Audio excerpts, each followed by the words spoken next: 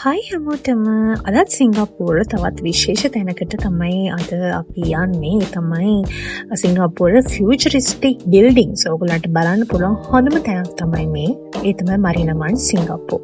ඉතින් මේ අපි යන ගමන් තමයි ඉන්නේ. ඉතින් මෙතනදී ඔයගොල්ලන්ට පුළුවන් සිංගප්පූර ෆියුචරිස්ටික් බිල්ඩින්ග්ස්, ඒ වගේම ලස්සන ග්‍රීනරි, ඒ වගේම අපූර්ව ඩිසයින්ස් මොනවද කියලා මෙතනින් බලා ගන්න. මරීනා වන් කියන්නේ මික්ස් ඩෙවලොප්මන්ට් ප්‍රොජෙක්ට් එක.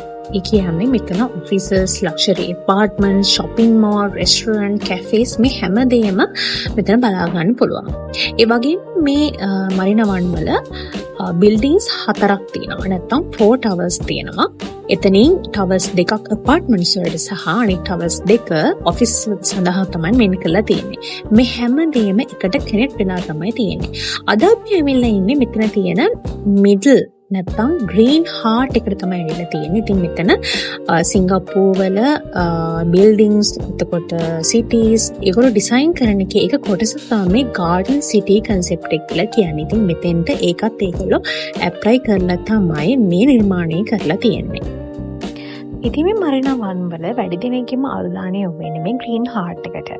මෙතන වර්ග අඩි 65000කට වඩා විශාල ටොපිකල් ගාඩන් එකක් මේකට නිර්මාණය කරලා තියෙනවා. ඉතින් හරිම කූල් ෆීලින් එකක් තමයි සිංගප්පූර් කියන්නේ ගොඩක් රස්නේ හොට් වෙදර් එකක් තියෙන රටක්. ඉතින් ඒකට මෙතන මාර කූල් වෙදර් එකක් අපිට බලා ගන්න පුළුවන්. ඒ වගේම අර්බන් ජංගල් එකක අතරමං වෙලා වගේ ෆීලින් එකක් අපිට දැනෙනවා. ඉතින් මේකේ ස්මෝල් වොටර්ෆෝල්ස්, වොටර් ෆීචර්ස්, ඒ වගේම මෙතනට ගොඩක් කට්ටිය ඔෆිස් වර්කර්ස්ලා හැම ලන්ච් බ්‍රේක් එකට ගොඩක් කට්ටිය මෙතනට තමයි එන්නේ.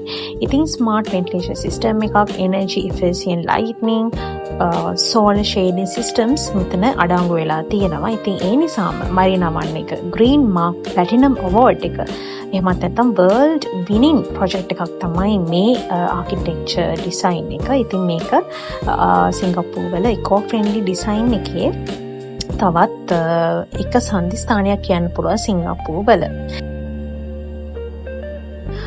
ඉතින් මරීනා වන් කියලා කියන්නේ normal shopping mall එකක් විතරක් නෙවෙයි. මේක futuristic architecture එක, natural greenery නැත්නම් urban lifestyle එක එකට combine කරපු ලස්සන තැනක් කියලා කියන්න පුළුවන්.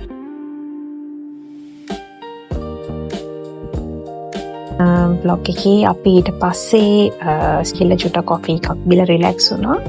ඉතින් මේ තියෙන්නේ අපි ගත්ත ෆොටෝස් කීපයක් ඔයගොල්ලන්ට. ඉතින් මෙතන සිංගප්පූරුවවත් අමතක කරන්න එපා මෙතනට යන්න අනිවාර්යෙන්. මෙතන ෆොටෝග්‍රැෆර්ස්ලාට, කපල්ස්ලාට විතර හොඳ ෆොටෝ ස්පොට් එකක් කියලා කියන්න පුළුවන්. ඉතින් මේ වීඩියෝ එක අනිත් යාළුවොත් එක්ක ෂෙයා කරගන්න අමතක කරන්න එපා. ඉතින් අපි next වීඩියෝ එකකින් හම්බ වෙනවා. ඔයගොල්ලෝ හැමෝටම සුබ දවසක්.